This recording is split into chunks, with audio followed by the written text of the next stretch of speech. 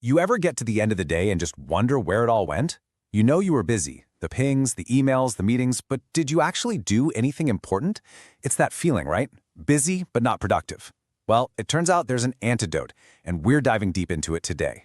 Dear book lovers, what if you could finish an entire book in just minutes? Welcome to another insight-packed book summary episode of Summerpedia. We're here to bring you more titles in less time.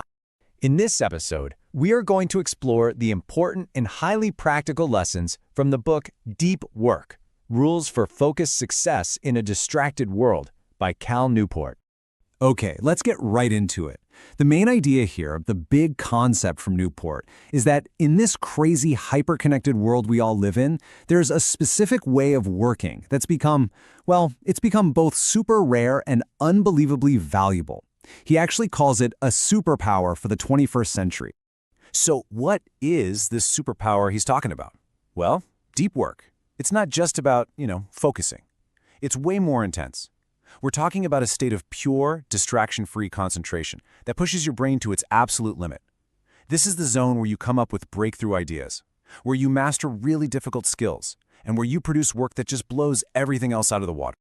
And then there's the opposite. It's called shallow work, and let's be honest, it's probably what most of us spend our days doing. You know what I mean? Answering emails, sitting in endless status meetings, scrolling and posting on social media. It's all that logistical stuff that feels like work. It keeps the lights on, sure, but it doesn't create any real, lasting value. And the thing is, pretty much anyone can do it. And when you put them side by side, the difference is just night and day. On one side, you've got deep work. That's where you're creating huge value, you're getting better at what you do. And on the other side, that's shallow work, the low-value stuff that doesn't really move the needle. So the big takeaway here, the thing you really need to get, is that if you want to become indispensable, if you want to produce at a truly elite level, you have to prioritize the deep stuff. But here's something really interesting. Newport says this isn't just about being better at your job. He brings up this writer, Winifred Gallagher, to make a bigger point. And the point is this: a life that's built around deep, focused attention is also a much more meaningful and satisfying life. Think about it. Your brain literally builds your reality based on what you pay attention to. So if you focus on depth, you get a deeper, richer life. It's that simple. Okay, so if deep work is so amazing, why doesn't everyone do it? Why is it so rare? Well, it turns out the modern workplace, our entire work culture, has basically evolved to actively fight against focus. It's like it's designed to distract us. Newport points out a few key reasons why.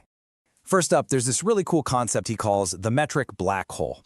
Here's the deal. In most office jobs, it's super hard to prove that something like constantly checking email is actually hurting the bottom line. You can't put a number on it easily. And because you can't measure the damage, companies don't really fight it. Instead, just being busy starts to look like being productive. It's a total illusion. And this isn't just some abstract theory either. There's a real-world example. A guy named Tom Cochran, who was a CTO at Atlantic Media, actually sat down and did the math. And what he found was insane. Just processing emails was costing his company over $1 million a year in paid salary time. Think about that. A supposedly free tool that cost as much as a private jet? Wow! Another huge problem is something Newport calls the cult of the internet. And you've probably felt this.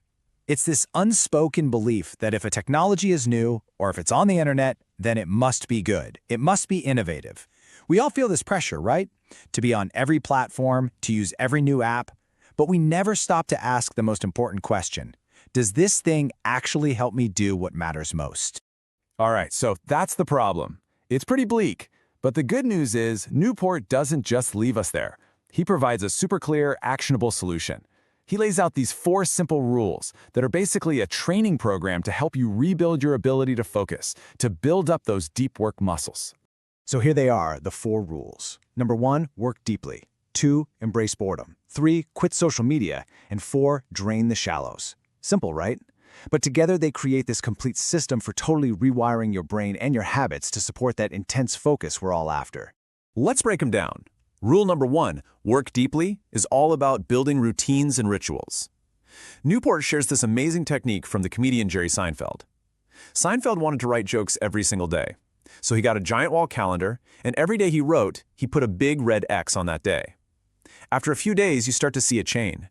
And then your only job is to not break the chain. It's so simple, but it builds this incredible momentum and turns deep work into a habit you just don't break. Okay, rule number 2 is a big one, and it's kind of counterintuitive. Embrace boredom. Yeah, you heard me. Newport says your ability to concentrate is like a muscle, and every time you feel a tiny bit bored and you immediately reach for your phone, you're actually training that muscle for distraction. So instead, he says use those little moments when you're waiting in line, walking to your car, use them to practice focusing your thoughts. It's like doing reps for your attention span. Now for rule number 3, and this is probably the one that's going to make some people uncomfortable. Quit social media. Whoa. But listen to his logic. It's totally ruthless, but it makes sense. He's arguing against what he calls the any benefit mindset. That's the idea that if a tool gives you any tiny little benefit, you should use it. He says no. Instead, you should think like a craftsman. Only use a tool if it gives you a massive, positive impact on your most important goals. If it doesn't, it's not neutral. It's a net negative. Get rid of it. And that leads us perfectly into rule number 4, drain the shallows, which I think is captured so well by this quote from Tim Kreider. The whole idea here is that to be able to work with real intensity, you have to be able to rest with real intensity. Scheduling downtime, actually putting do nothing on your calendar, that isn't lazy. It's absolutely essential for high-level thinking. And there's some really cool science to back this up. It turns out that when your conscious mind is taking a break, when you're on a walk or in the shower, your unconscious mind kicks into high gear. It starts chewing on all this complex information in the background. And that downtime, that's when the magic happens. It's where your biggest breakthroughs often come from. So, you might be wondering, who is this guy telling us to quit social media and embrace boredom? It's really important to know that the author, Cal Newport, isn't just some theorist. He actually lives and breathes this stuff every single day. So, Cal Newport is a computer science professor at Georgetown. He publishes a ton of academic papers, and he writes best-selling books on the side. But here's the real kicker, the thing that gives him so much credibility. He has never had a social media account, ever. He's intentionally hard to reach. The man practices what he preaches, and that's why his advice hits so hard. Okay, that was a lot, I know. So let's boil it all down. What are the absolute key takeaways from all this? The things you can start applying to your own life, like today. Let's do a quick fire recap. Okay, number 1, your attention is your single most valuable asset, period. Number 2, you've got to start telling the difference between deep and shallow work in your own day. Really look at it. 3, build routines and rituals, like that Seinfeld chain, to protect your focus. Make it automatic. 4, embrace downtime. Idleness is not a bug, it's a feature for strengthening your mind. And finally, number 5, be absolutely ruthless and intentional with your tech. Don't just accept it, make every tool fight for its place in your life. So that really leaves us with one final big question to think about. What amazing work is just sitting there inside you, waiting to come out, if only you gave it your full, undivided attention? What could you build? What problems could you solve? The potential is just immense. Thanks for watching. Don't forget to like, comment, share, and subscribe for more impactful book summaries from Summarypedia.